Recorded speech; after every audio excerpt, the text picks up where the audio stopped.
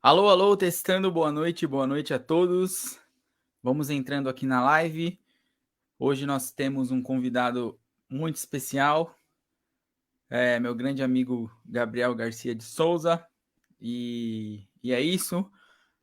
Enquanto isso, vão se inscrevendo lá no meu canal também, Strabelli Teoria Musical, onde a gente tem vídeos com diversas curiosidades, estudar um pouco de teoria, um pouco de percepção, sempre é muito bem-vindo, né?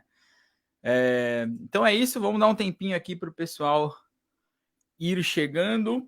O Gabriel já está no esquema aqui para a gente poder chamá-lo para a nossa live.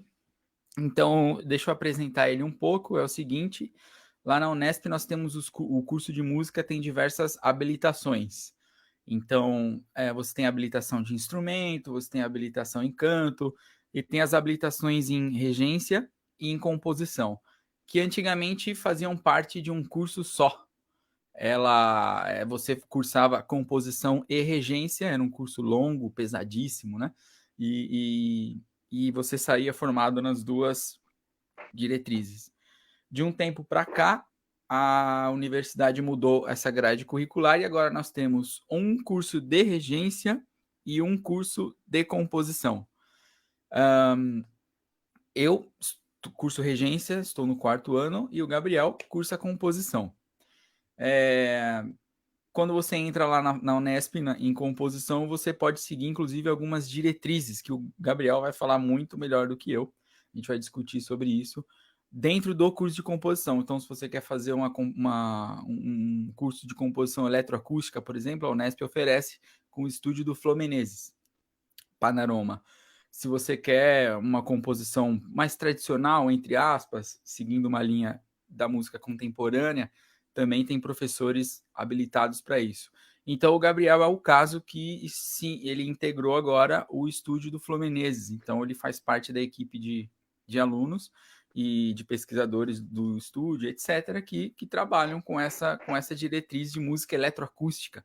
Então, o Gabriel vai falar um pouco para a gente também. Meu Deus do céu, o que é eletroacústica, etc., né? Bom, sejam muito bem-vindos. Eu gostaria que vocês fizessem perguntas. Se tiverem alguma dúvida, sintam-se à vontade. Comentário, a gente vai criar uma comunicação aqui bem legal com vocês também, que não é para ninguém ficar de fora. E vamos aprender, né? Vamos aprender. O Gabriel vai falar para a gente, ele estuda na EMESP também. Lá também tem um curso de composição, então, né, como que funciona, né, conciliar as duas coisas é super difícil. Ele vai falar um pouco da diretriz instrumental dele, o que ele toca, o que ele já tocou, o que ele quer tocar, e etc. Como funciona essa vida de compositor, né? Você precisa saber tocar algum instrumento, você precisa o que, né, necessariamente, o que define, né? Então vai ser bem interessante. Bom, o pessoal vai chegando, eu vou pedir então para o Gabriel aparecer aqui para a gente agora e espero que vocês curtam bastante a live. O Gabriel é muito bacana. Vamos que vamos. Então o Gabriel vai entrar no ar. Alô, Gabriel, tá ouvindo a gente? Tô ouvindo muito bem. Aí sim. Boa noite, muito obrigado por ter Boa aceitado noite aí. e Valeu, valeu. Muito obrigado por ter eu que aceitado. agradeço o convite. Com certeza, a gente que Para fica mim muito é feliz. um prazer estar aqui a convite de um grande amigo como o Leno. Imagina. Gabriel, eu dei uma breve introdução aqui a você, mas eu queria que você falasse um pouco mais. Então, qual que é a sua trajetória? Como que você foi parar na composição musical na Unesp, né? Só para as pessoas já irem te conhecendo. Como que foi sua trajetória? Bom, posso falar da minha trajetória, mas uma trajetória que é ainda muito calcada, e eu tenho muito orgulho disso, de certo modo, ainda muito calcada nos estudos, nas descobertas. Então, bom, eu começaria dizendo que eu sempre por um incentivo familiar bastante grande, eu comecei a ir muito em concertos, eu vi muitos concertos em muitos lugares diferentes, durante a minha primeira infância mesmo. E aí, um dia, quando eu tinha lá pelos meus 9 anos, a minha mãe vendo um concerto da OSESP, na sala São Paulo, eu estava assistindo com ela, ela me pergunta se eu gostaria de aprender a tocar algum instrumento. E eu, na época, na hora, eu respondi sem titubear muito, eu gostaria de aprender a tocar o violino. E hoje em dia a gente fica pensando por que o violino, por que eu falei o violino. Eu acho que eu tenho uma explicação rápida para isso, que é a primeira coisa que eu vi. Né? Então, dificilmente eu falaria a flauta, que está lá atrás na orquestra, a trompa, que eu nem saberia o nome. Então, o violino eu sabia o nome e é a primeira coisa que está em primeiro plano na orquestra. Então, muito mais fácil de dizer isso. E aí ela me matriculou num curso de violino aqui no meu bairro mesmo, na Zona Norte, num conservatório aqui. E eu fui indo no conservatório, estudando, etc. Aí, quando eu fiquei com uns 13 anos, eu saí de lá, entrei em outro conservatório. E aí tive uma orientação um tanto, talvez, complicada para a época, pela minha idade. Eu fui muito pressionado, já que eu queria ser um violinista profissional, muito pressionado a querer um dia ser um grande músico.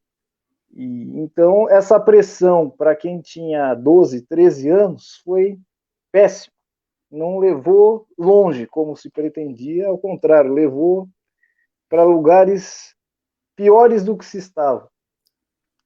E aí a minha relação a partir daí com o violino começou a ser de amor e ódio, vamos dizer assim, porque eu passei muito tempo assim vendo grandes violinistas, extremamente motivado, e ao mesmo tempo que eu também via grandes violinistas e tinha a dialética de falar, putz, eu queria ser assim, mas eu também, por tudo que eu passei, se eu tiver que passar aquilo tudo para ser um grande violinista, não sei se eu quero. Então Entendi. Era uma tensão muito forte.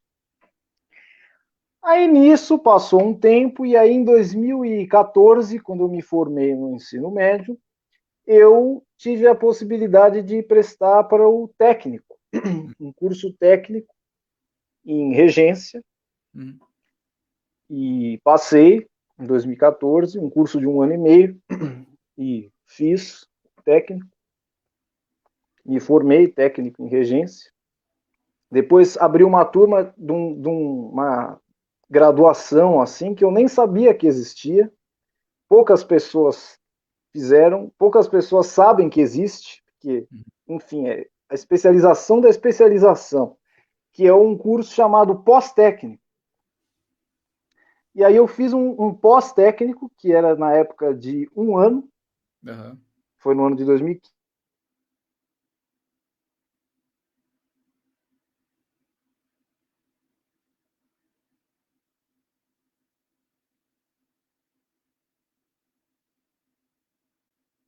Gabriel, acho que... Oi. Voltamos. A gente parou, eu parei de ouvir no ano que você ingressou no curso. 2000 Isso, em 2015. Aí, agora segue.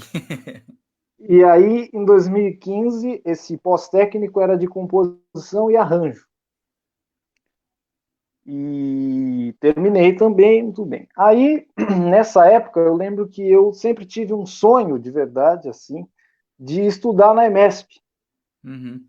Ainda como violinista, mas na época eu já estava meio desencanado do violino, então eu queria entrar lá de alguma forma, se possível com o violino, mas enfim, eu já tinha tentado algumas vezes, não tinha conseguido. E aí, em 2015, eu entrei e prestei para um curso livre de prática coral, de coro juvenil, que era dirigido pela Cristina Alemann, na época, uma ex-professora lá na casa.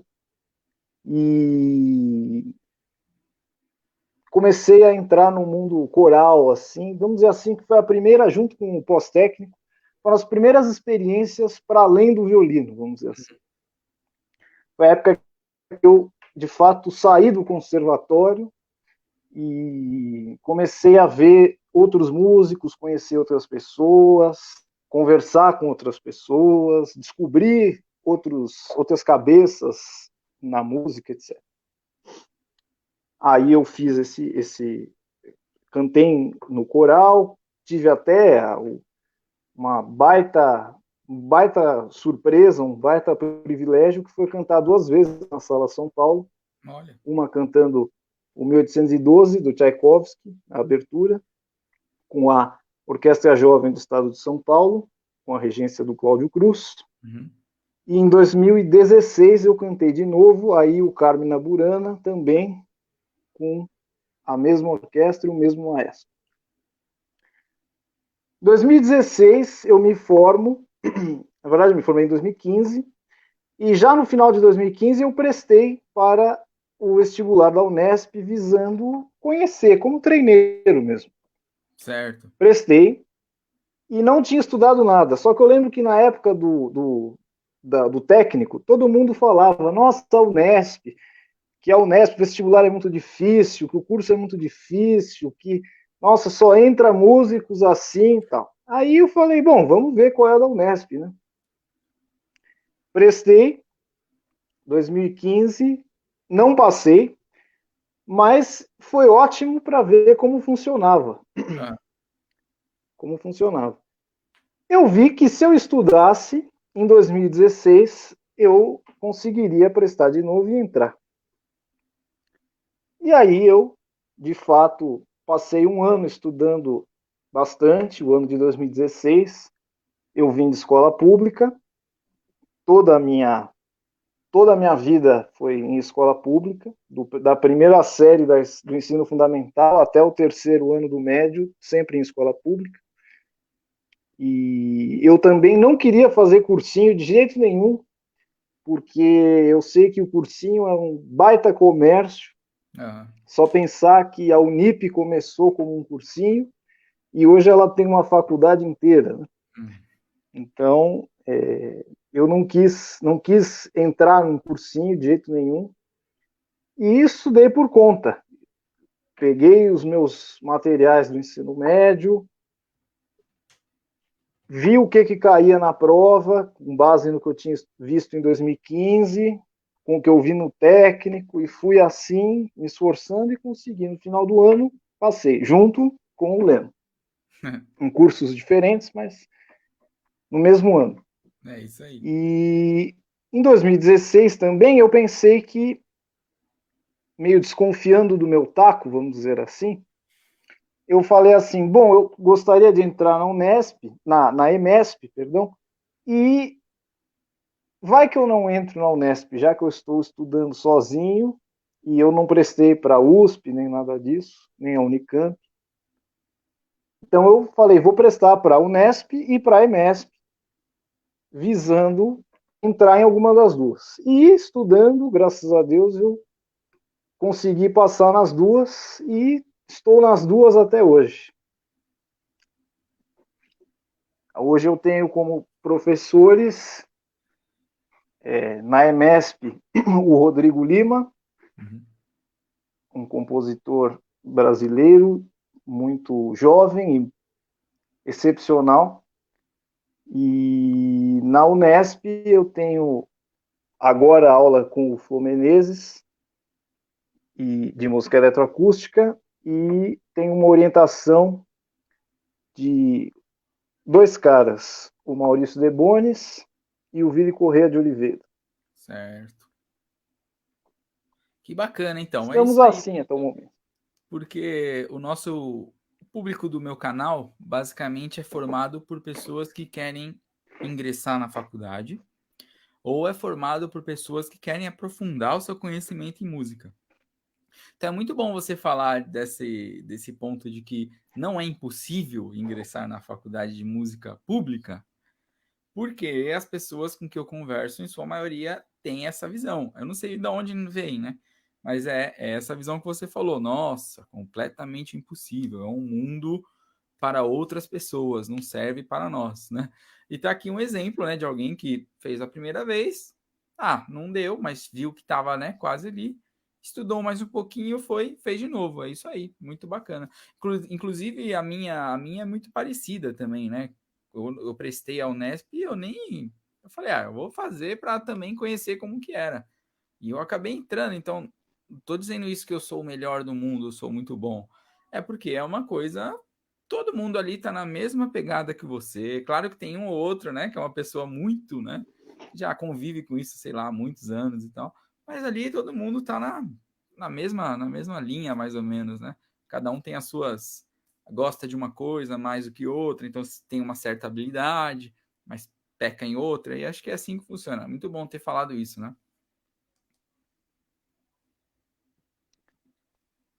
Bom, dando sequência, então é o seguinte: em 2018, eu tava lá na EMESP e fui te assistir. Você ganhou um concurso, é isso, de composição que eu queria que você comentasse então pra gente. Foi tocado por uma galera da pesada, tinha instrumentista da OSESP tocando sua peça. É verdade isso? Você gravou um disco? Foi verdade? Não lembro se foi um disco, se ela ia para alguma plataforma. Fala aí pra gente desse concurso que você participou e ganhou. Eu diria o seguinte, que, na verdade, eu sou meio avesso a concursos, em especial porque eu acho que as práticas musicais no século XX são muito distintas uma da outra. O que eu faço é diferente do meu colega que tem a mesma idade que eu, mora no mesmo país, na mesma cidade, mas é uma vivência musical totalmente diferente. Então eu acho que é muito complicado você botar para assim uma competição, vamos dizer, em coisas que são muito diversas. Para mim é como se você colocasse para competir, para ver quem fala mais rápido, um falante de inglês ou um falante de árabe. Para mim é a mesma competição. Então eu sou meio avesso a competições. Mas o concurso que foi organizado pela EMESP, curso, na verdade, com fins educacionais.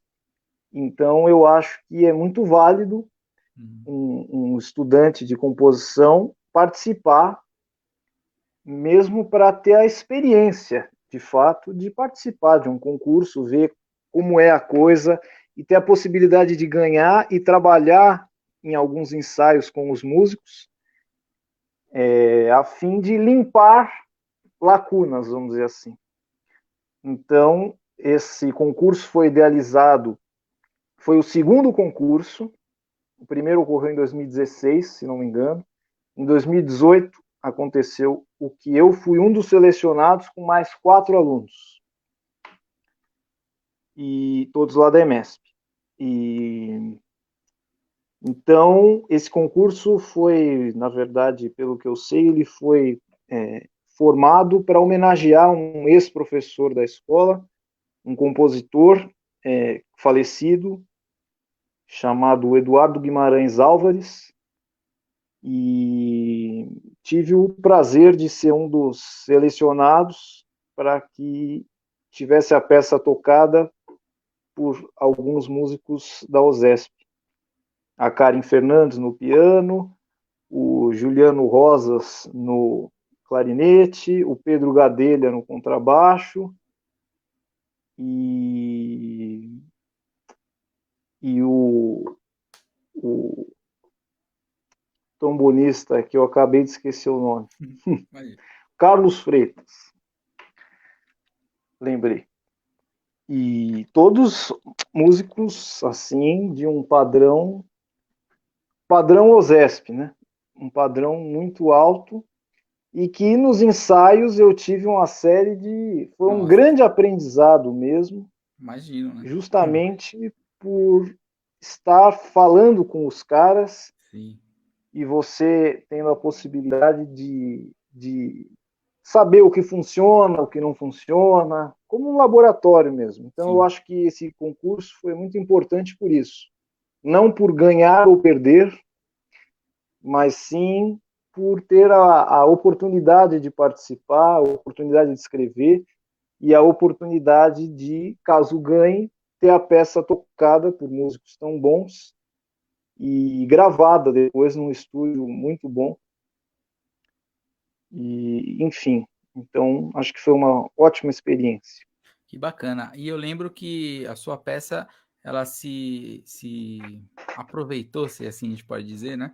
De um elemento linguístico que são os palíndromos, era isso, né? Então, Isso. primeiro eu quero que você explique pra gente que lance é esse de palíndromo e fala um pouco da sua peça que ganhou a competição ou o concurso, que é importante pra gente. Eu diria que essa, essa peça na verdade, ela é claro, um estudo. Então, não é uma peça assim de um compositor maduro ou qualquer coisa do tipo, mas sim de um estudante que visa um dia alcançar a maturidade. Acho que isso é o que todos nós deveríamos querer. E então, o palíndromo. O palíndromo é a palavra que de trás para frente, na verdade, da direita para a esquerda ou da esquerda para a direita, ela é lida da mesma forma e tem o mesmo significado. Então, por exemplo, existem frases palindromáticas e Uhum. existem palavras. Por exemplo, uma palavra palindromática é a anilina. A anilina, da direita para a esquerda, é anilina. E da esquerda para a direita também é anilina. Então, Tá aí, tá aqui embaixo para as pessoas acompanharem, ó. isso mantém a mesma ordem de letras, então continua a mesma, o mesmo significado, né? E frase, por exemplo, tem o até o Papa poeta é. Até o Papa poeta é, lido da esquerda para a direita ou da direita para a esquerda, tem o mesmo significado, é a mesma construção sintática Uhum. e a mesma semântica. Então eu usei isso para organizar, estruturar a peça toda inteirinha. E também usei números que são palindromáticos, que em matemática não se chama palíndromo, se chama capicua. Por Hum, exemplo, 131 é um número capicua. 131, sim, ao entendi. contrário, é 131 também. Nossa, que interessante. Então, e essa peça é muito inspirada, vamos dizer assim, no Weber, Hum, no Anton Weber, um compositor da primeira metade do século XX e muito importante para até hoje é muito importante, é um compositor da posteridade mesmo, do início do século XX e toda a geração que prosseguiu século adentro é muito influenciada por ele até hoje, nem muito estando bom. mais no século XX, né? Sim, entendi. Logo, logo a gente vai falar dos seus ídolos aí, né? Mas por enquanto o que eu queria saber é se a gente pudesse classificar como um ramo da composição musical, qual que seria o que você mais se interessa, assim? Qual que você se enquadraria, por exemplo? Sim. Bom, primeiro que eu penso que para quem quer um dia conseguir fazer arte de fato, incluindo eu, você, que queremos um dia chegar à arte de fato, a arte de compor, a arte de reger, nos nossos casos, eu acho importante que a gente se interesse e esteja de ouvidos abertos, de coração e cabeça aberta para toda uma história mesmo da arte. E falando de história da música, eu tenho para mim que o interesse deve ser assim quase que generalizado em todas as épocas. Então eu tenho maior interesse desde o Machot, na Idade Média, até o Palestrina, no Renascimento, até o Bach, no Barroco, até o Beethoven, no Classicismo, até o Brahms, no Romantismo, e até o Weber, o Stockhausen, no século XX. Mas assim, eu diria, você disse que qual ramo mais me interessa, né? Eu penso que isso que você chama de ramo não é em si um ramo, na verdade, é uma opção estética, é uma visão de mundo, é mais do que, é uma base de olhar o mundo, é um princípio. Então é muito, muito diferente, na verdade, de um ramo. Eu diria que talvez o ramo estaria mais ligado a algo profissional, como, Aham. por exemplo, você compor música para teatro, você compor música para cinema, você compor música para fins artísticos, etc. Acho que são ramos. Agora, opção estética, e aí sim, por princípio, eu tendo assim, me nutrindo de muita história da música, eu diria que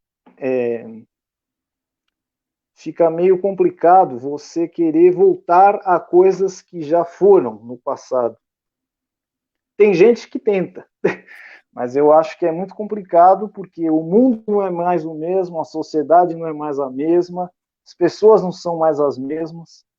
Então é muito difícil você querer fazer uma prática musical hoje como a da Renascença, por exemplo. Muito complicado. Então eu acho que todos nós estamos numa corrente histórica, num fluxo histórico que é natural e que isso inviabiliza certos tipos de princípio estético. Então eu vejo que eu, particularmente, no meu entendimento, vamos dizer assim, tenho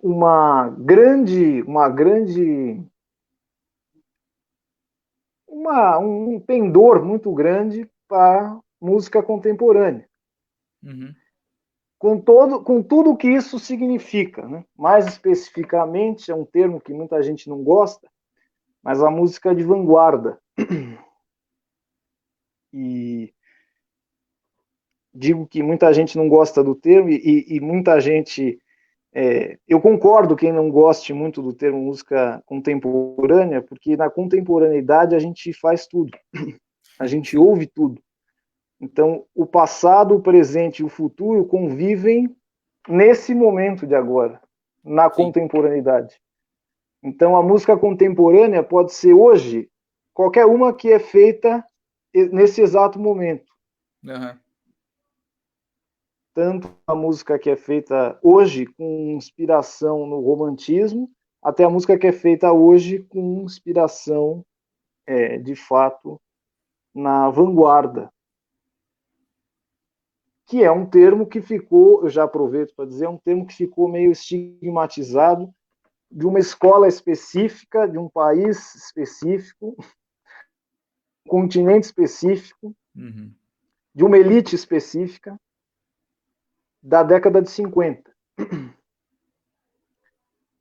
E autores específicos também, autores específicos, que em geral são Boulez, Berio, Stockhausen, Nono, Pousser, Bruno Maderna e essas cabeças.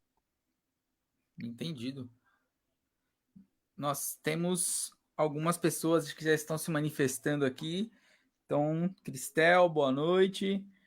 Tomás, nosso colega de classe, boa Opa, noite. Deixou uma mensagem aqui pra gente. Mais uma live boa com um noite, convidado Tomás e Cristel. ilustre.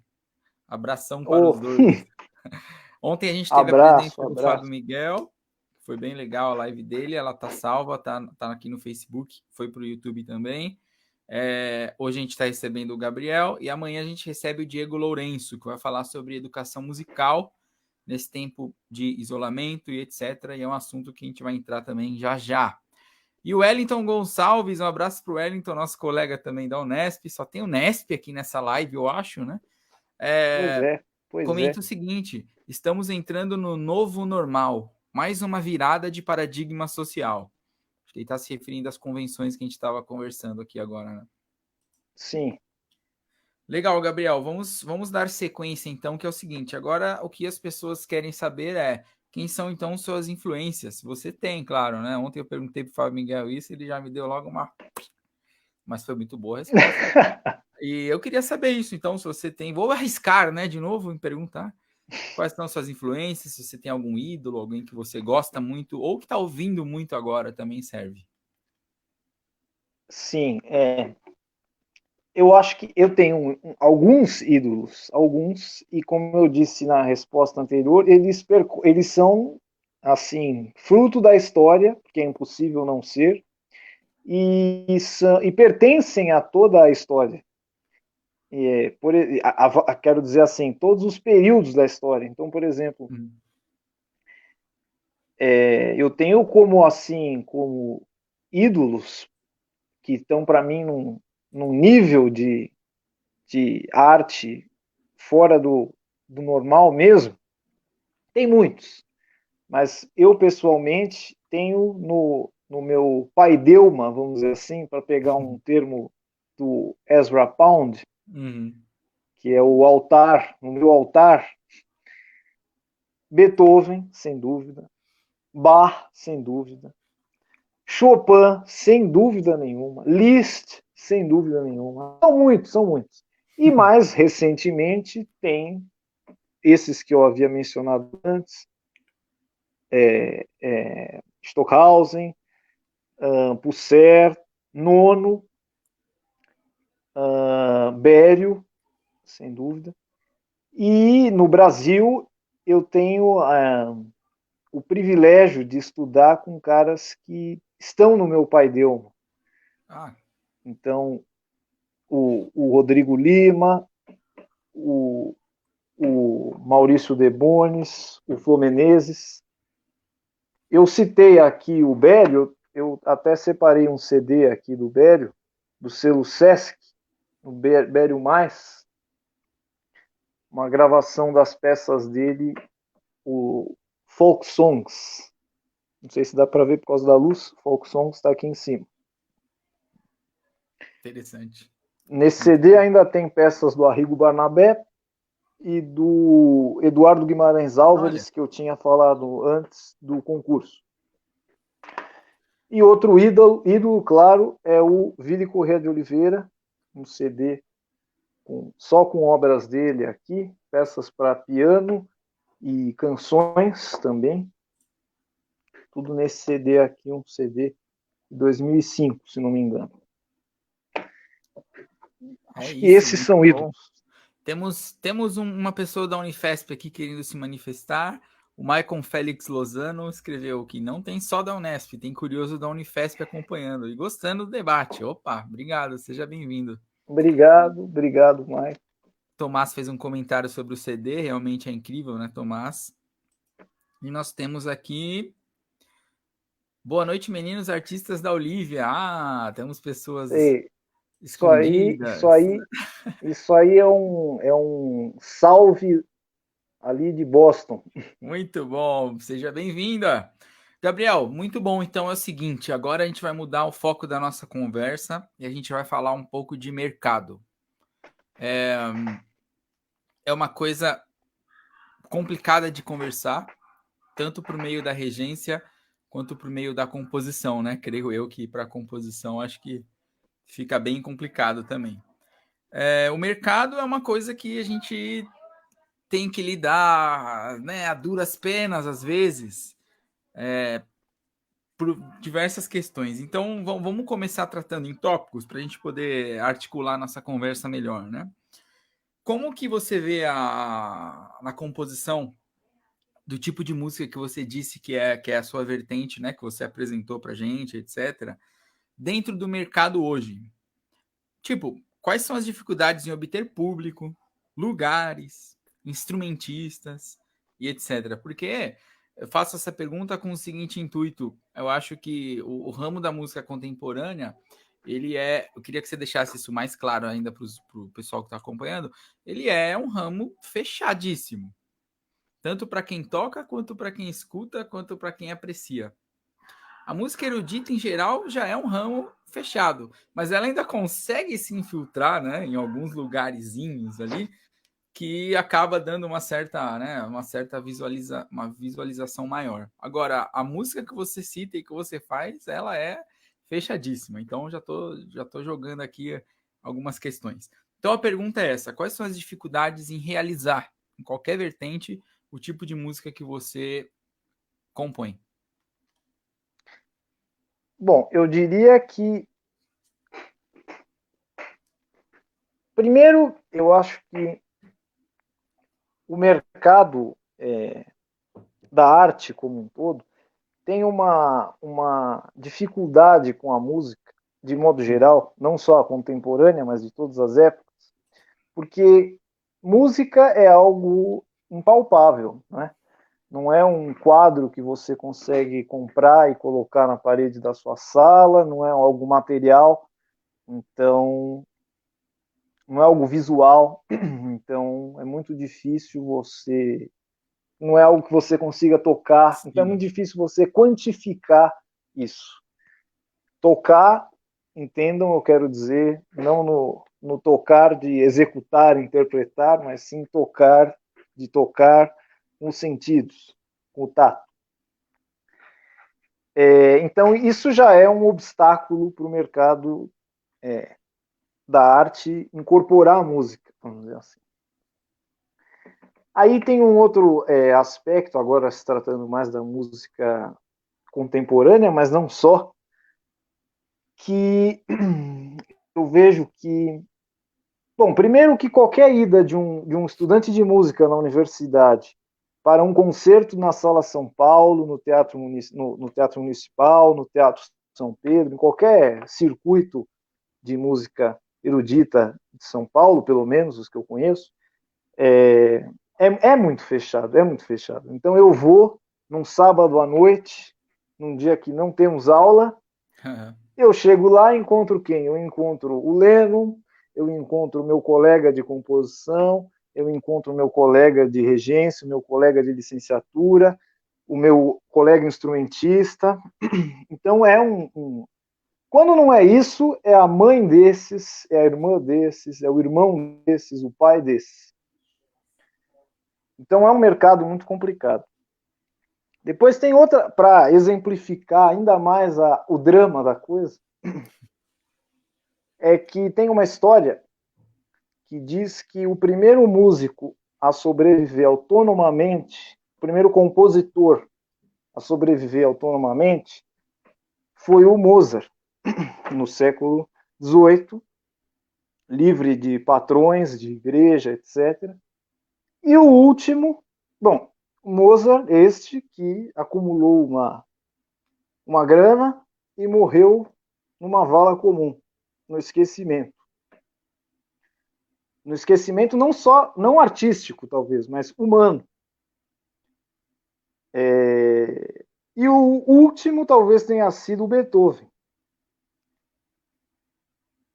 Justo esses dois, que Mozart nasce em 1756 e Beethoven nasce em 1770. Ou seja, eles são contemporâneos de menos de 20 anos de diferença. E então saber que essa diferença de 20 anos de nascimento, menos de 20 anos de nascimento, separa o primeiro músico, o primeiro compositor autônomo e o último, isso é uma grande tristeza. Depois desses, o romantismo inteiro passou em compositores trabalhando em algo e compondo. Então, por exemplo, o Chopin era professor de piano, professor de conservatório, era pianista profissional, dava concertos. O Brahms era pianista de cabaré. O Rimsky-Korsakov foi marinheiro. E, enfim, o Liszt era um pianista que dispensa qualquer qualquer comentário. Então, nenhum deles sobreviveu só da composição. Então, para completar esse aspecto da música do passado, mas ainda olhando para o presente, para fazer uma ponte entre a música contemporânea e a música do século XIX, tem um vídeo do Flor Menezes, do professor Flor Menezes, falando no YouTube, que ele fala algo que eu sempre tenho em mente, que é o seguinte, ele diz assim, que para ele a profissão dele, ele diria que é professor. Eu acho isso fantástico, essa consciência de você saber da dificuldade da profissão, né? E você falar que a sua profissão não é em si o compositor, e sim o professor. Sim. Que a composição você faria independente da profissão.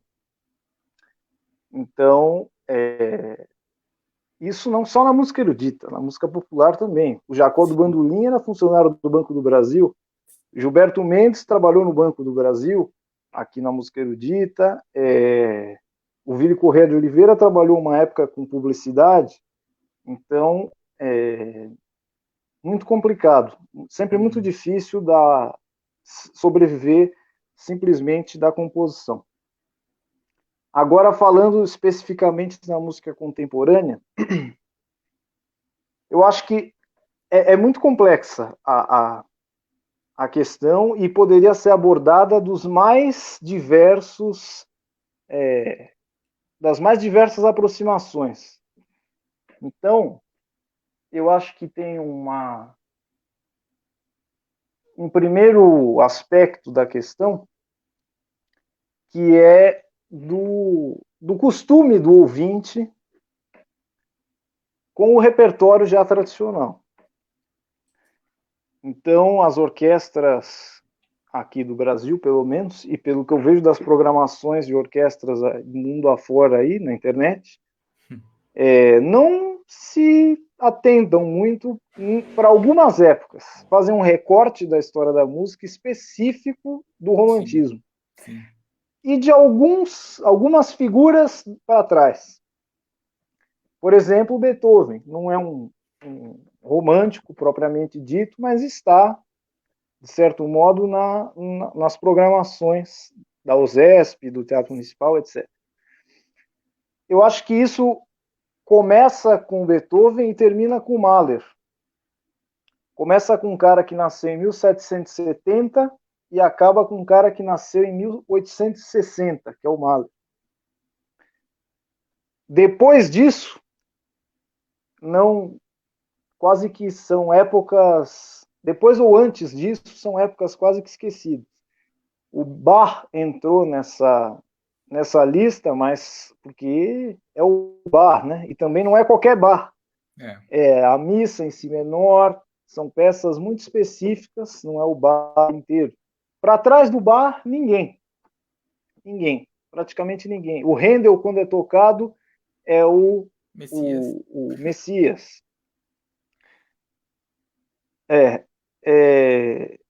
Enfim, então, praticamente só esses. Na música contemporânea, o público se acostumou com essa atividade musical das orquestras de excluir, vamos dizer assim, tanto autores contemporâneos quanto autores brasileiros. Então, se você faz música contemporânea e é brasileiro, você tem uma dupla maré contra você. Então, isso é um problema. Bom, é só ver que o Rodrigo Lima, meu professor da USESP, ele dá aula lá de matérias teóricas e a USESP não costuma chamá-lo para fazer programa na programação corrente da orquestra. Uhum. Isso eu acho que é um problema. É. Se você é vivo, pior. Se você é vivo, é ainda pior. É verdade. Então é muito complicado, mas eu acho que tem essa abordagem. Isso é uma coisa que eu vejo que não é nova, não é uma questão nova também. Por exemplo, no livro de História da Música do Mário de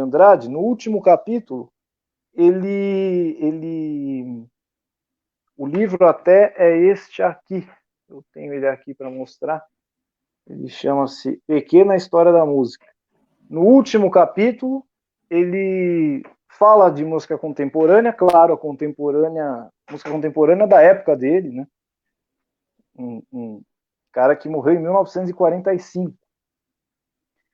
E mesmo na época dele, ele já fala da programação das orquestras, dos núcleos estáveis, né? De autores italianos, esquecendo dos brasileiros, que preferem tocar o italiano, aquele compositor italiano que é, vamos dizer assim, está à margem da música na Itália, ele é mais tocado no Brasil do que lá. E o brasileiro não é tocado nem aqui nem lá. Então, o Mário já tem essa visão, então não é uma questão nova. Uhum. As orquestras também programam um repertório mais tradicional, mais antigo, justamente pelo fato de que isso lota a casa, né?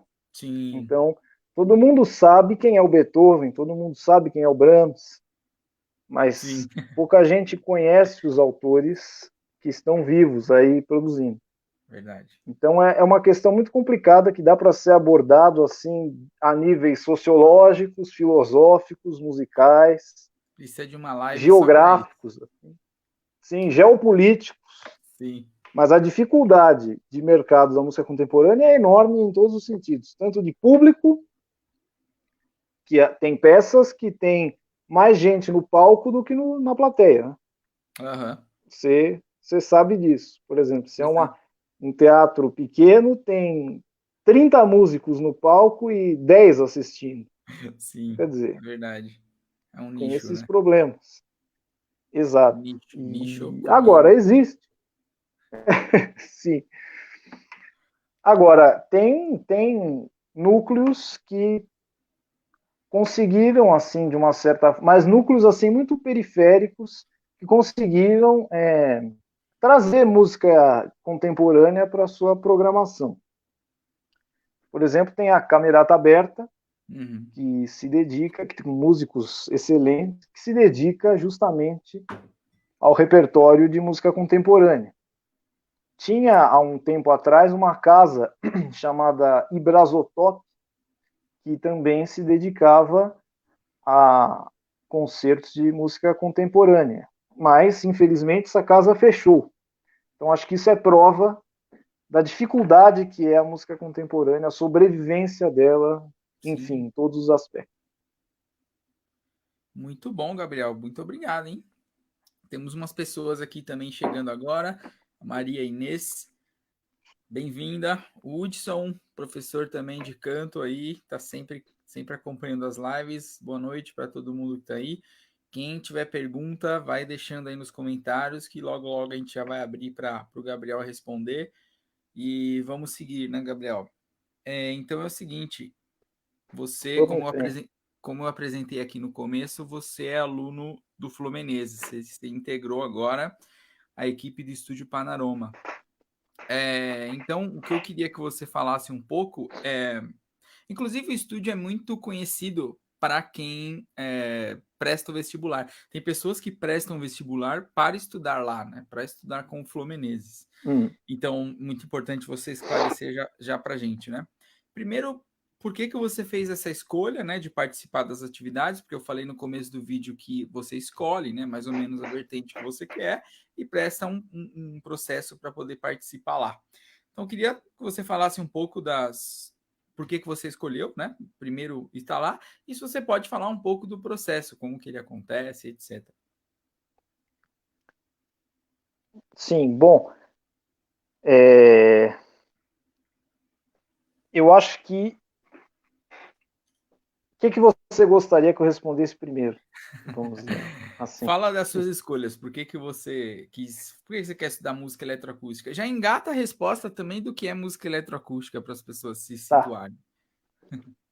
Bom, querer estudar música eletroacústica, eu acho que é uma das escolhas para quem quer prestar para a Unesp, especificamente. Primeiro, talvez... Primeiro porque, assim, talvez o estúdio Panorama, que o professor Flor Menezes fundou, é o maior estúdio que tem de música eletroacústica no Brasil. Isso de longe. Então, com uma infraestrutura assim, que tudo que você precisa Tem lá. para estudar isso, para pesquisar isso, para praticar isso, tem lá. De uma qualidade assim, muito grande mesmo. Então, eu acho que essa fama que tem até entre os alunos que não são ainda do bacharelado, eu acho que são glórias merecidas, é uma fama justa. Aí eu vejo que eu escolhi, porque na verdade é uma escolha que você faz já quando você presta para a Unesp. Né? Porque Sim. muitas vezes você presta para a Unesp já pensando nisso. No meu caso não foi diferente. Eu pensei nisso e em outros fatores. E, e quando você está lá, você se depara com a possibilidade de desfrutar dessa infraestrutura e de uma pessoa que conhece muito, o cara da música eletroacústica no Brasil, Sim. que é o Flor Menezes. Então, acho que, sem dúvida nenhuma, é uma honra mesmo você poder estudar com uma pessoa assim, com esse nível de conhecimento e com uma infraestrutura dessa. Bom, aí para responder o que é música eletroacústica, bom, eu diria que é uma música que é assistida, na escritura dela, ela é assistida por computadores, Uhum. por meio do computador, por meios digitais. Uhum. Isso nas mais variadas, nos mais variados níveis. Então, isso pode ser tanto no nível de composição do som, até a organização interna de uma peça. Então, a composição eletroacústica é um meio, é um gênero muito abrangente hoje em dia. Uhum. Então, então tem isso. Agora, eu também acho que, tomando assim, para mim, o pensamento de outras pessoas, que a música eletroacústica, pelo menos eu estou tentando pensar nela assim, como o computador, como um instrumento mesmo. É Sim.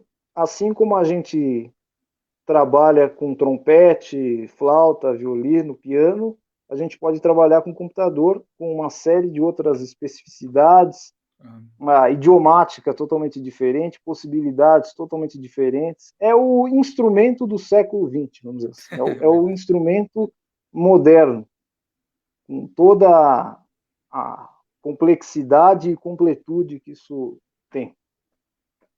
Muito bom, Gabriel. Olha que interessante, a Fátima está aqui. Oi, Fátima. Muito obrigado por estar assistindo a gente. O Vitor Rodrigues deixou a seguinte mensagem: na Paraíba tem pesquisa eletro também, de música eletroacústica, na Universidade Federal da Paraíba. Interessante, Um interessante. abraço para o Vitor. A Opa, gente tem se falado até que com uma certa frequência nessa quarentena. Um abração, é um grande companheiro. que legal. Bacana. O Wellington também deixa um comentário aqui para gente, um adendo. Existe uma dependência institucional, da qual nos dias de hoje não faz o menor sentido. Existe uma necessidade de buscar novas formas de fomentar e criar espaços para o fazer musical. Esses espaços existem, só que é necessário deixar um pouco de lado a relação institucional de organização e fomentação. Muito bom. Acho que ele está comentando sobre a nossa pergunta anterior a respeito do mercado, né, Sim, dos espaços, etc. sim. É Mas eu isso aí, acho que Wellington. só para fazer um adendo do adendo, vamos dizer assim, eu acho que, como a universidade não é um local isolado do resto do mundo, embora ela tenha autonomia, ela é construída dentro de um lugar, ela funciona dentro de um lugar, a estrutura dela interna está dentro de uma sociedade. Então, eu vejo que muito mais do que a sociedade é fruto da universidade, a universidade é fruto da sociedade. Então, eu acho que a sociedade, na verdade, é um simulacro de sociedade. Então, todas as mazelas, demandas que tem ali dentro são, na verdade, demandas externas, Certo, que se refletem lá dentro automaticamente. certo. Então, isso que o Wellington está falando é verdade, mas lembrando que essas coisas estão fora da universidade e refletem dentro dela. Muito bom. Agora eu vou para uma pergunta muito especial aqui. O professor Fábio Miguel deixou uma pergunta para você. Ele não pode estar assistindo a gente hoje porque ele não tem Facebook. Tá bom, a gente tem, Que medo entende. da pergunta dele. Boa escolha. Mas ele falou, pediu para eu fazer essa pergunta para você, então vamos fazê-la agora antes da gente dar sequência. O professor Fábio Miguel Sim. escreveu: mande um abraço para o Gabriel. Fala que eu não posso assistir porque eu não tenho Facebook. E aí eu falei: se quer deixar alguma pergunta? Ele disse: quero. Abre aspas. Como ele, no caso você, né? Como ele vê a importância do canto barra canto coral para quem cursa composição? Então, acho que quão importante é, né, participar das atividades de canto e de canto coral para quem é do curso de composição. Bom, obrigado pela pergunta, Fábio. Espero poder, quando tudo isso passar, espero poder voltar a encontrar lá na Unesp e agradecer pessoalmente pela pergunta. Bom, eu acho que a importância é fundamental e restrita e generalizada, vamos dizer assim. Falo por quê? Primeiro, porque a prática coral é uma das poucas, no meu entendimento, é uma das poucas práticas coletivas que justamente, talvez pelo espaço reduzido no mercado e na sociedade, espelha menos isso, espelha menos essas lógicas externas. Então, é um lugar que tem menos competição, pelo que eu vejo, é um lugar que você realmente consegue ser uma voz dentro de um grupo, literalmente, com tudo isso com todas as metáforas que isso carrega, né? Então, quando a gente estava falando do mercado da arte, pela escassez dele, então você, Lennon, não somos vozes dentro dessa multidão. Já num coral, realmente você é. Outro ponto é que a prática coral é uma prática musicalmente completa, né? Então, ali você precisa ter preparo físico, ali você precisa ter um preparo vocal, ali você precisa ter um preparo auditivo muito grande, um preparo visual com o regente, com o grupo, um preparo musical muito grande, né? De emitir, de ouvir, de ver, de sentir. Então, eu acho que é uma prática que é fundamental para músicos de qualquer ordem, professores, cantores, mesmo que todos sejam a mesma pessoa, professores, cantores, maestros, compositores, instrumentistas, ajuda a formar o músico e ajuda a formar o ser humano. Exatamente, concordo completamente. Foi uma conversa muito bacana que a gente teve ontem e que hoje você também está colaborando muito, muito, de uma forma muito bacana aí para gente. E é isso, canto coral tá respondido. Fábio Miguel, sua pergunta, como prometido, e é isso. Bom, a gente já vai caminhando para o finalzinho. Temos algumas coisas mais técnicas agora para responder. Então, pessoal que assiste o meu canal, então siga meu canal, se inscreva, Strabelli Teoria Musical, curiosidades de música, teoria, esclarecimentos de geral da música, segue lá, se inscreva. O público que acompanha meu canal, como eu disse no começo, normalmente é um pessoal que tá querendo se ingressar numa faculdade, prestar um vestibular, um curso, né, aprofundar o seu conhecimento dentro da teoria de harmonia e etc. E muitas perguntas que eu recebo, muita gente mesmo, como é o vestibular de música? O que eu tenho que estudar para poder me preparar?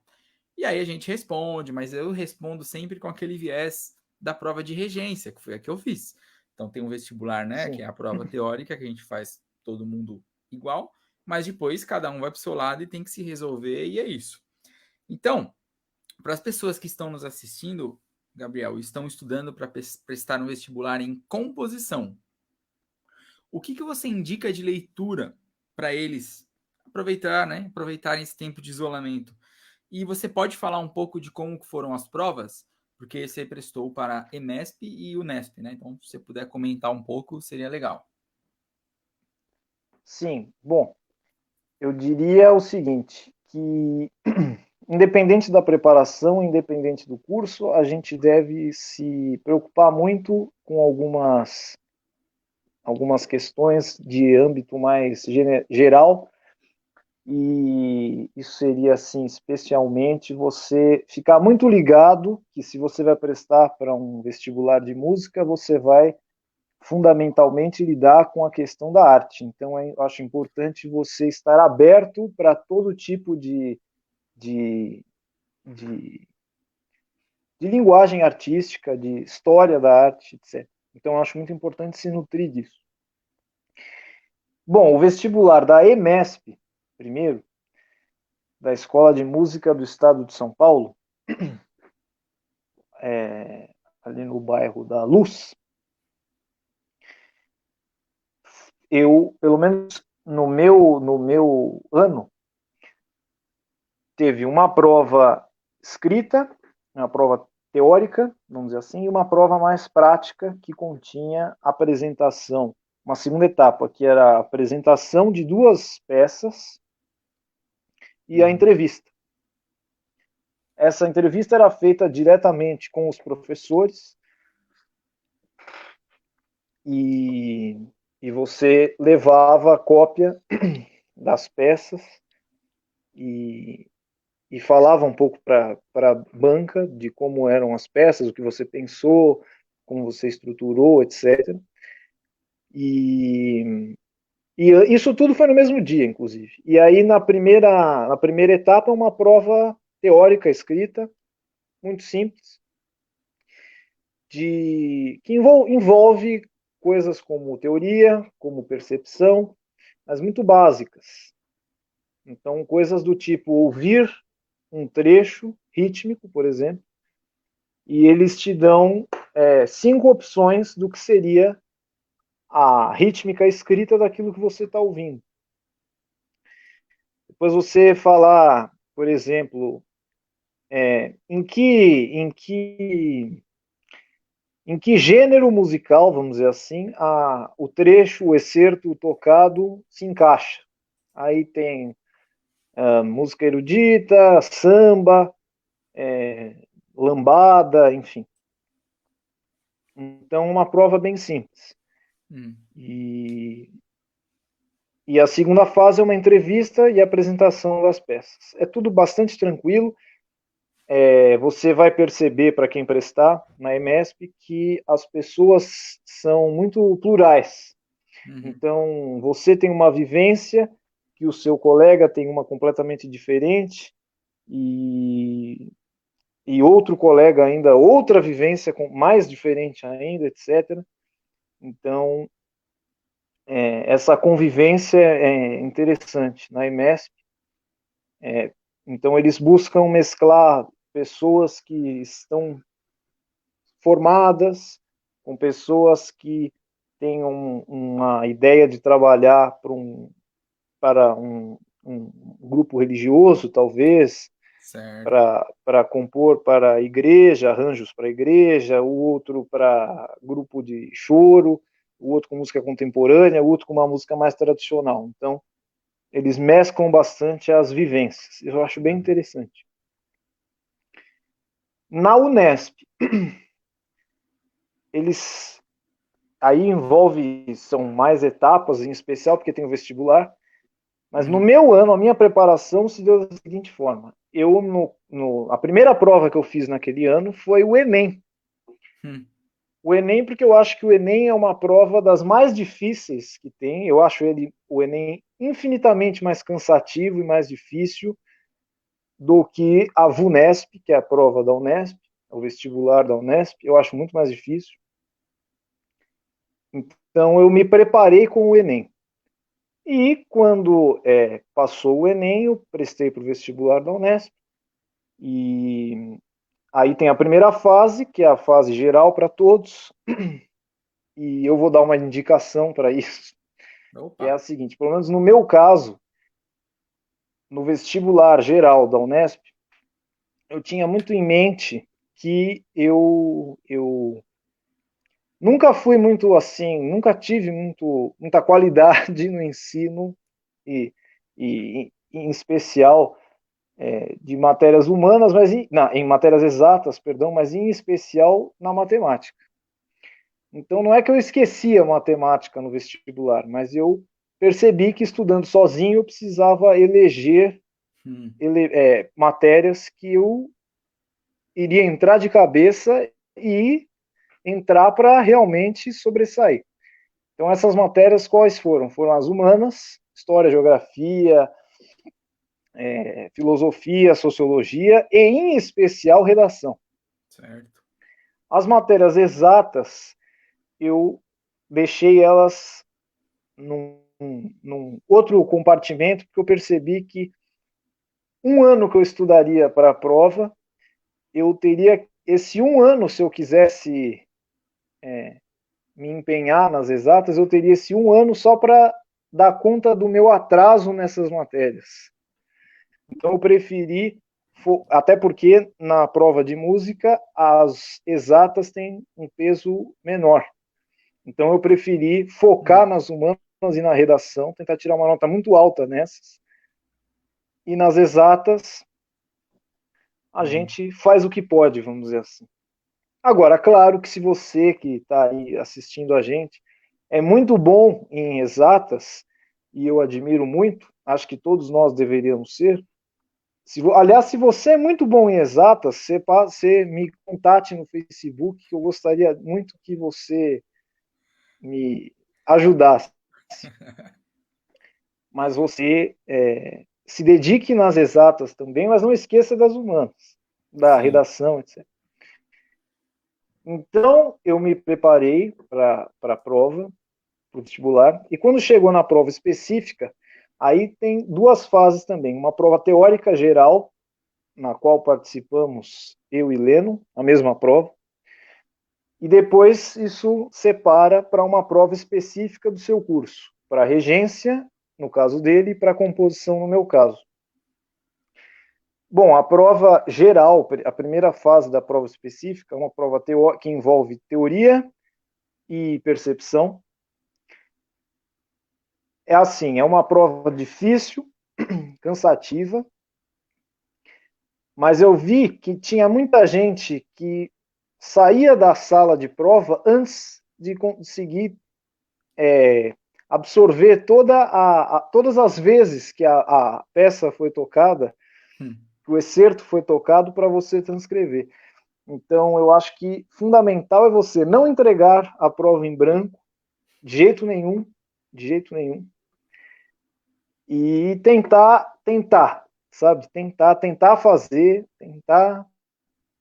porque é a sua candidatura que está em jogo, afinal. E a segunda fase, a prova específica de composição, é uma prova que, na minha visão, é mais tranquila. É uma prova que você tem que...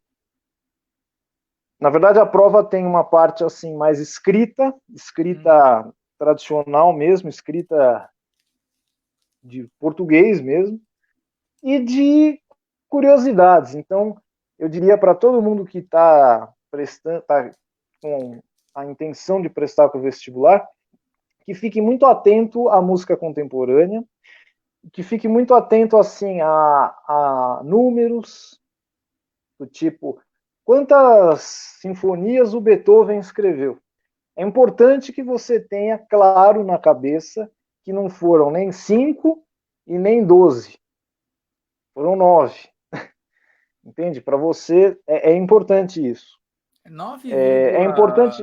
9,3. Isso, 9,3, exato. E é importante que tenha claro isso, é importante que saiba nomes de pessoas importantes na composição, em especial do século XX. No ano que eu prestei, infelizmente, tinham morrido dois compositores muito importantes, um aqui no Brasil, que é o Gilberto Mendes, 2016, e outro na França, ou melhor, na Alemanha, porque ele morava em Baden-Baden, se não me engano, o Pierre Boulez, também morreu em 2016. Então, estar atento a essas coisas é muito importante, assim, estar atento a datas, a números, a essas coisas é importante. Ouvir as peças do repertório de música contemporânea, que são assim as peças mais que são históricas mesmo, é Stop hits. importante. Exato, os top hits. Então, acho que isso é muito importante. Verdade. Agora, eu separei aqui uma série de livros Por favor. que eu usei na minha preparação para o vestibular de música. E eu acho que eles talvez podem não ser assim os melhores livros, mas eles me ajudaram. Eles me Opa, com ajudaram certeza. e funcionou. Não à toa deu certo, o meu intento de entrar deu certo. Então eu vou falar, Mostra pra mostrar gente. muito rápido eles. Eu separei eles por áreas do conhecimento musical, né? Certo. Então, por exemplo, sobre história da música, eu aconselharia começar a ler por este livro aqui. É um livro bastante famoso aí. Na verdade, essa série Cadernos de Cambridge, Uhum. na Universidade de Cambridge, eles têm uma coleção, uma série de livros, né? Aqui os volumes da série, e eles, na verdade, são muito básicos, muito introdutórios, é só para você ter uma noção do que é a história da música. E eu acho importante, eu li esse livro, acho importante para você perder o medo de saber o que é a história da música, aquele medo inicial. Verdade. Mas, na verdade, essa coleção foi idealizada para não músicos. Então, é importante também ter isso em mente. Então, esse livro, eu começaria por esse livro. Outro livro de história da música, muito mais profundo, mais abrangente, etc., é esse aqui, História Concisa da Música, do William Lovelock, Lovelock. da editora Martins Fontes. É um livro ótimo. Ele cita todos os períodos muito detalhadamente, fala capítulos específicos sobre o moteto, sobre o trovadorismo, etc. É um livro bastante completo. Outro que eu citaria ainda de história da música, eu já falei, mas eu acho que esse autor é importante que a gente sempre conheça, sempre esteja íntimo dele. Não à toa ele tem um lugar especial aqui em casa. Ele está num, Ó, num quadro aqui em cima. Para quem não sabe, é o Mário de Andrade. E é este livro aqui. Não sei se dá para ver o nome, agora dá. Pequena História da Música, do Mário de Andrade. E ele fala, digamos assim, conceitos da que história da amado. música, bases da história da música, então é muito importante. Ainda para fechar sobre história da música, na verdade é um texto de um livro que é o Schoenberg and His School, do René Leibovitz, um aluno do Schoenberg, e o prefácio do livro, o prefácio é esse aqui, que, na verdade, no livro chama Prolegômenos para a Música Contemporânea, e ele faz um apanhado sobre o modalismo, especificamente sobre o modalismo, o tonalismo e o dodecafonismo no século XX. Importantíssimo. Então, um livro bem... É um prefácio fundamental. Assim. Sim. E já indo para a música contemporânea, de fato, eu li 2 livros. Você vê que a música contemporânea é um grande tabu para quem vai fazer vestibular de música. Mas, na verdade, 2 livros dão conta do que você precisa para o vestibular. Isso tudo aqui eu acho bom ressaltar.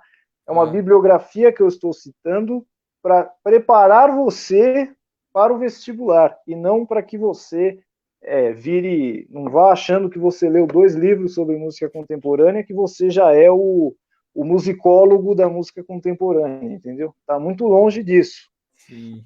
Mas já serve para uma porta de entrada. Esse livro aqui, que é o Para Compreender as Músicas de Hoje, do Henri Barrault, é um livro bem legal, ele fala de compositores, Alban Berg, Stravinsky, Debussy, um livro muito importante da bibliografia de música contemporânea. E outro mais recente é esse aqui, A Música Moderna, do Paul Griffiths. É um livro da editora Zahar, muito, muito bom também, uma história concisa e ilustrada de Debussy a Boulez. É ótimo porque ele tem muita ilustração, tem trechos de partituras, e ele fala tanto de peças quanto de compositores. É um livro bastante importante. Lendo esses 2 livros de música contemporânea, lendo esses 2 livros de música contemporânea, você já está, vamos dizer assim, mais tranquilo para fazer a prova. Agora, sobre outras matérias de música ainda, mas assim, falando um pouco de teoria, percepção, etc., livros que me ajudaram. Bom, primeiro que, como eu estava me preparando sozinho, eu peguei o que eu tinha na mão, né? O que eu tinha à disposição na mão. Então, por exemplo, sobre harmonia, eu peguei 2 livros também, porque um de harmonia funcional e outro de harmonia graduada. De harmonia funcional é esse aqui, na verdade esse livro aqui é uma doação, Harmonia Funcional, Ciro Brizola, foi um aluno do Kohlreuter, e que também tem um livro de harmonia funcional, e esse aqui é um livro em português, bastante acessível, e fala bastante sobre teoria da harmonia funcional. E um outro bem básico é esse aqui, da Marisa Ramírez, sobre harmonia graduada. É um livro bom, mais uma vez dizendo, é um livro importante para quem vai prestar para o vestibular. É um livro que dá essa... Agora, sobre teoria, eu separei 3 livros. Separei esse, do Bohumil Med, Teoria da Música. Tem bastante exercício de teoria. É importante que se façam, todos. Outro ainda muito tradicional é esse, do Oswaldo Lacerda, Exercícios de Teoria Elementar da Música. É importante que façam também, me ajudou muito. E por último, ainda da Marisa Ramírez, esse aqui, Exercícios de Teoria Musical, uma abordagem prática. Enfim, esses livros me ajudaram muito. Agora, como formação humana, em tempos de peste sanitária mundial e peste federal, eu diria que a gente tem que tomar consciência e se imbuir de entender, aprender e se aprofundar neste livro aqui, Educar para a Qual Sociedade, de um autor chamado Giulio Girardi. É um livro curto, mas ele é denso de certa forma, mas é muito importante para qualquer curso de qualquer universidade. Pode ser medicina, pode ser engenharia, pode ser composição, regência, pode ser qualquer coisa. Então, é um livro muito importante que, inclusive, ele tem PDF gratuito na Sim. internet. Acho que tem uma pessoa que está assistindo a gente que tem o Até, link aí, vai colocar aí pra gente. se tiver, é ótimo. Que aí Nos fica comentários fácil. aí, acompanhem. Educar para qual sociedade, do Giulio Girardi, um educador italiano.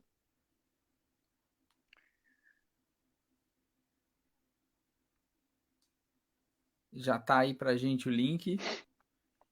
E, Gabriel, tem umas colocações aqui do Wellington, Maravilha.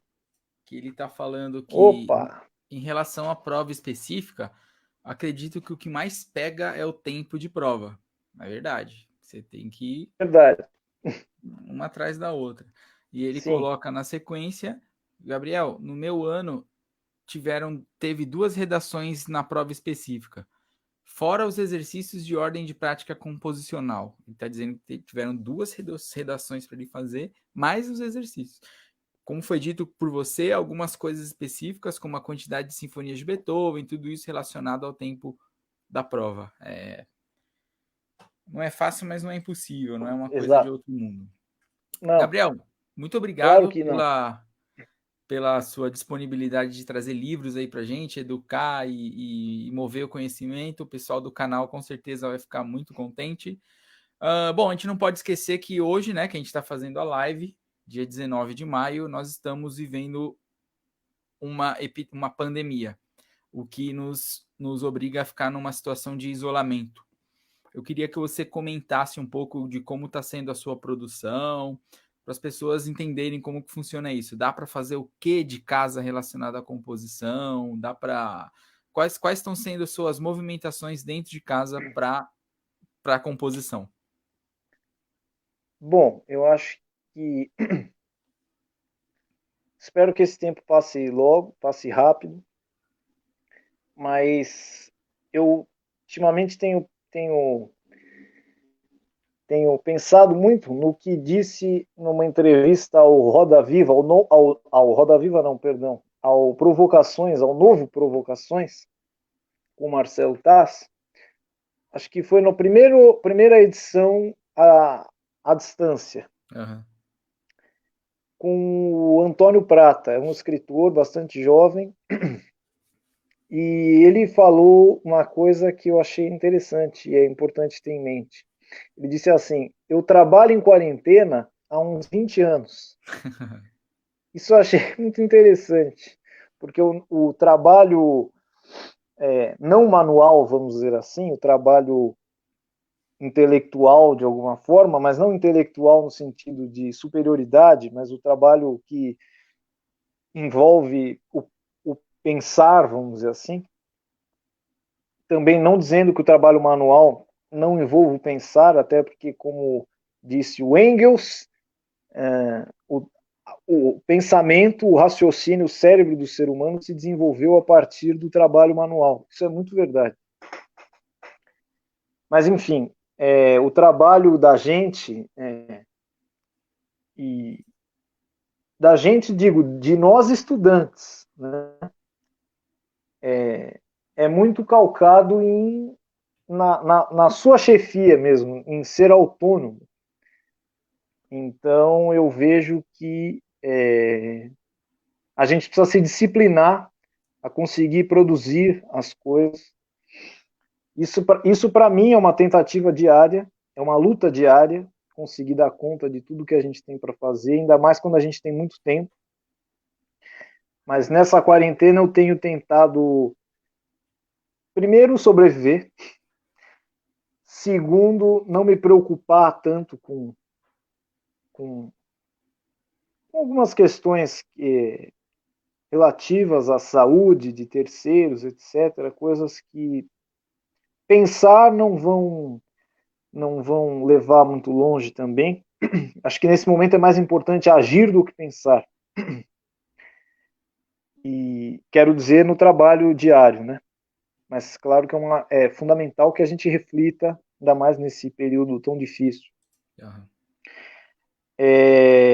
Eu tenho tentado ler bastante, em especial sobre arte, sobre música, sobre história, sobre literatura, e acho que é importante isso. É possível ser muito produtivo em casa, é possível e é necessário, porque quando a gente, por exemplo, eu e o Lennon, quando a gente se formar, se a gente não tiver a nossa pressão própria para produzir para si, etc., a gente se forma e não faz mais nada. Estaciona, Então, né? acho exato. Então, acho importante que a gente se mova, mesmo parados dentro de casa. Então, eu tenho tentado compor, tenho tentado ler bastante e me manter informado, em especial acerca do coronavírus e também com a nossa situação social, política. Acho muito importante que a gente se conscientize disso tudo agora, para que todos os males durem o menor tempo possível.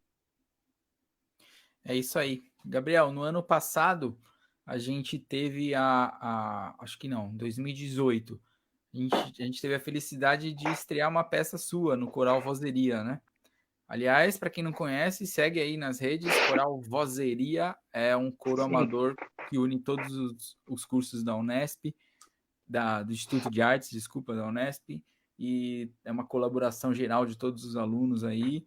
O Gabriel escreveu uma peça para a gente apresentou no teatro com pianista e tudo, foi sensacional. Então, tô ressaltando isso para mostrar, né, o quanto que a gente é parceiro, é colega e a gente pensa um no outro de forma profissional também, para que a gente possa se unir, né? sim, Principalmente, e levar para o máximo de pessoas possíveis o que a gente quer expressar em forma de arte. Então, deu para perceber aqui na nossa conversa que você é um cara antenadíssimo, mergulhado na arte, mergulhado na música, mergulhado na vontade de expressar e não de superficialmente, mas de cada vez mais fundo, né? Em tudo que você estuda e tudo que você faz. Isso é muito bacana, a gente fica muito. Dá uma vontade, né, de sair daqui e, vou devorar os livros agora para ler, porque é isso, quarentena, vamos que bom, aproveitar que para bom. estudar. É muito motivador. Eu queria agradecer a todo mundo que ficou aqui até agora, a Paula, que nos deu o link na hora exata, muito obrigado. Todo mundo que acompanhou a gente, o Wellington Obrigado. participou bastante, nossos colegas da Unesp, nossos colegas da Paraíba, nossos colegas da Unifesp, todo mundo que estava aí com a gente até agora, obrigado. Um agradecimento especial para o Gabriel por ter topado de primeira participar aqui e fluiu muito bem, a gente produziu tudo muito rápido, hoje foi só uma celebração, né, do que a gente já vem fazendo nesses 4 anos de Unesp. Então, Gabriel, muito obrigado. Vou pedir para você Sim. deixar umas considerações finais para quem está assistindo a gente. E é isso. Bom, muitíssimo obrigado, Lennon. Eu sempre tenho maior carinho por você sabe disso, maior prazer em contribuir com você e te ajudar no que for necessário sempre. E agradeço também todos os auxílios que você já me prestou, muitos. E queria agradecer também quem ainda até agora está acompanhando a gente. Foi muito gostoso, muito bom bater esse papo aqui, sincero, livre de qualquer pressão externa enfim. Então, queria desejar a todo mundo uma boa noite e muita saúde para todo mundo. Fiquem em casa, se puder. Se não puder, mantenha todos os cuidados possíveis, necessários, e não deixe de ser cidadão, mesmo dentro de casa nesse período. Então, fique antenado, fique atento, fique ligado e estamos todos na torcida para que o mais rápido possível a gente possa de novo se ver, se olhar no olho, se abraçar e, e, e ficar muito contente, comemorar por isso tudo ter passado.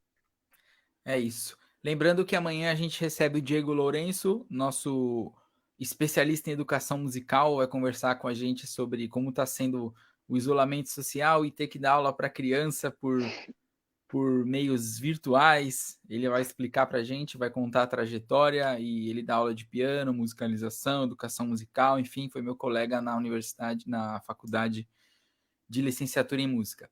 Então é isso, gente, vamos nos despedindo aqui. Obrigado de novo, Gabriel. Obrigado a todo mundo que ficou aqui com a Obrigado, gente. eu.